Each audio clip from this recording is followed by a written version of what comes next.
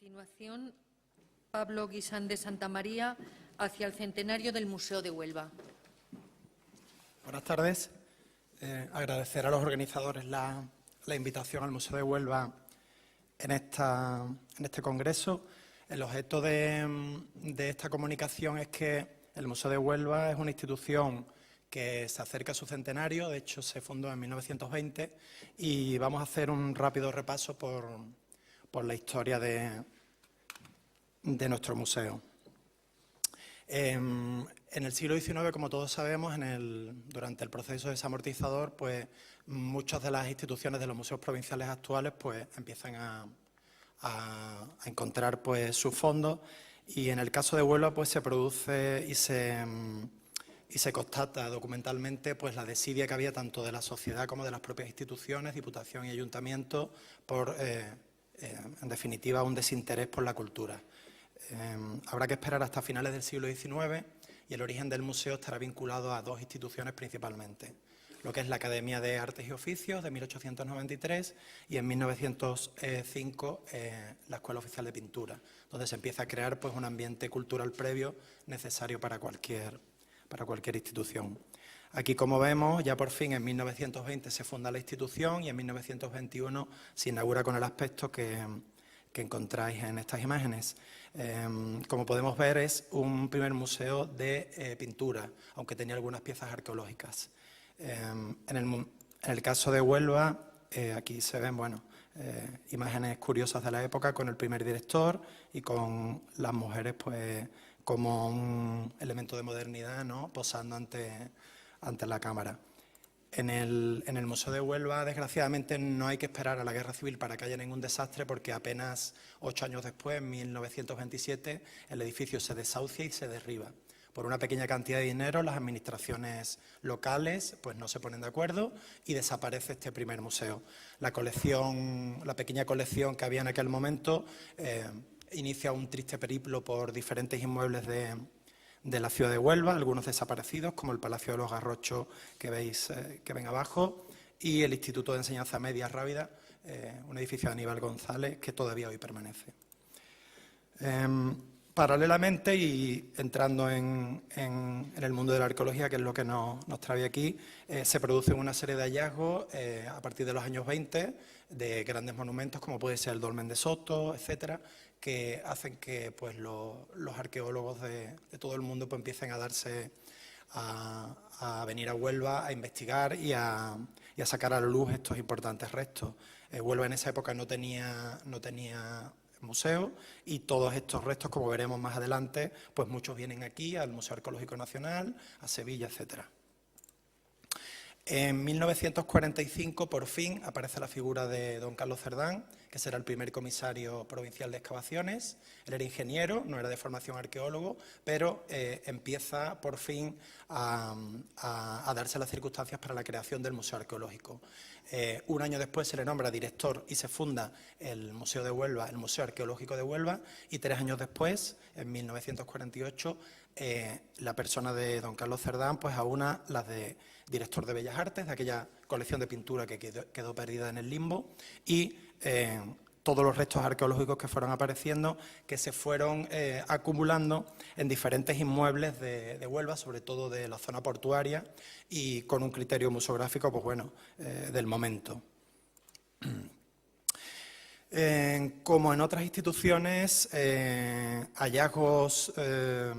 determinantes importantes a nivel internacional pues provocan que se funden instituciones. En el caso de Huelva, ya a las puertas de la democracia,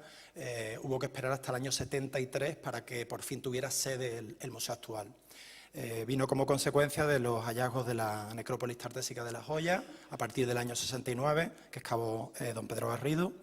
Y se unió a esto la circunstancia de que don Florentino Pérez Enví, director general de Bellas Artes, era oriundo de Aracena, un pueblo de la Sierra de Huelva, y por fin se dieron las circunstancias para que se creara el Museo de Huelva. Aquí nos paramos un poquito en la necrópolis de La Joya porque es quizás pues, nuestra colección más importante, que de por sí sola podría albergar perfectamente un museo monográfico.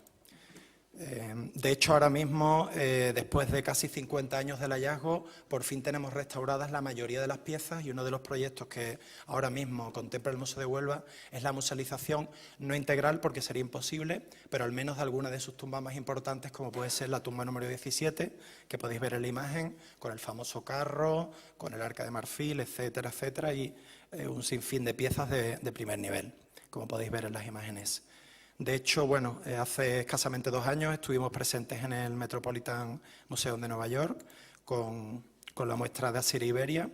y nuestras piezas pudieron convivir con piezas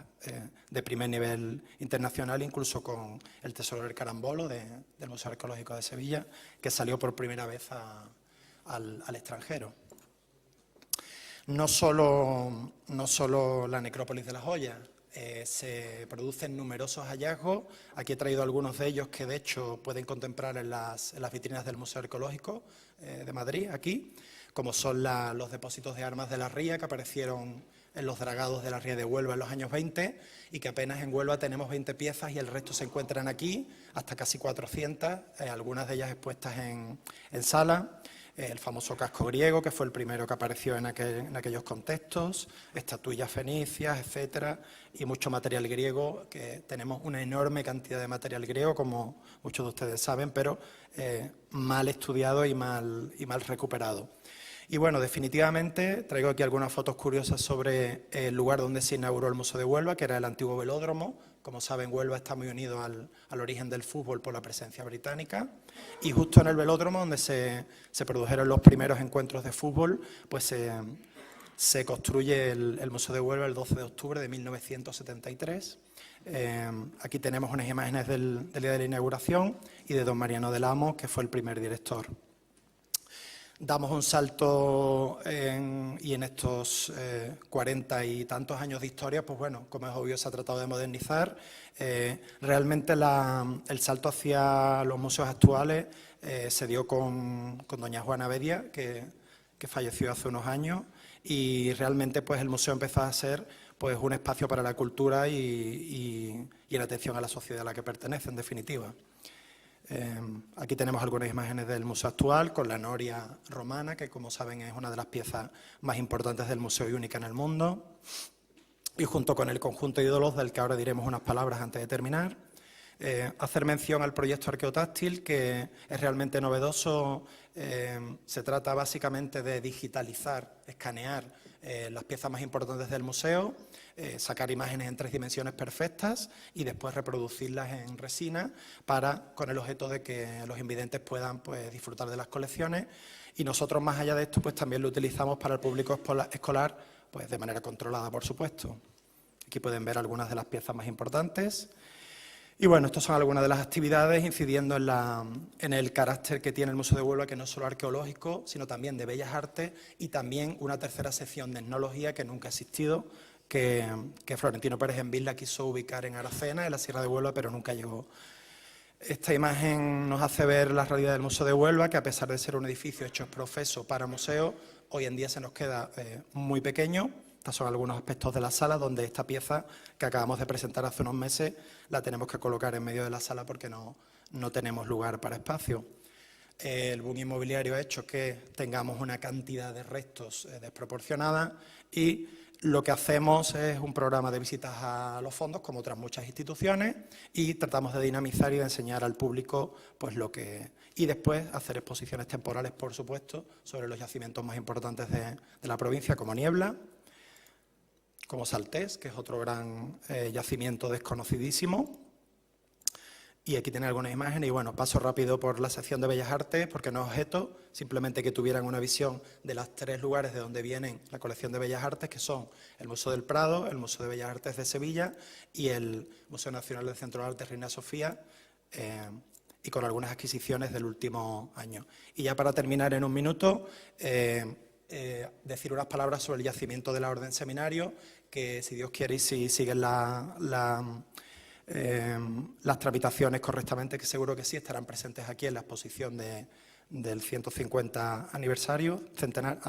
del museo. Y simplemente decir que es un hallazgo excepcional con 29 piezas encontradas en 2 depósitos de época calcolítica y que son solo una muestra de la potencia que tiene la ciudad de Huelva en cuanto a arqueología. Aquí pueden ver, como imagen final, pues la cantidad de ídolos oculados que tenemos y la importancia de los mismos en cuanto a materiales, formas, diversidad, etcétera. En definitiva, los retos del Museo de Huelva hoy en día los encontramos en la falta de espacio y en crear un plan museológico, pero a la espera de que podamos contar con más espacio antes que incluso que dinero y personal, ¿no?, que son siempre las demandas históricas de nuestras instituciones. Gracias por su atención.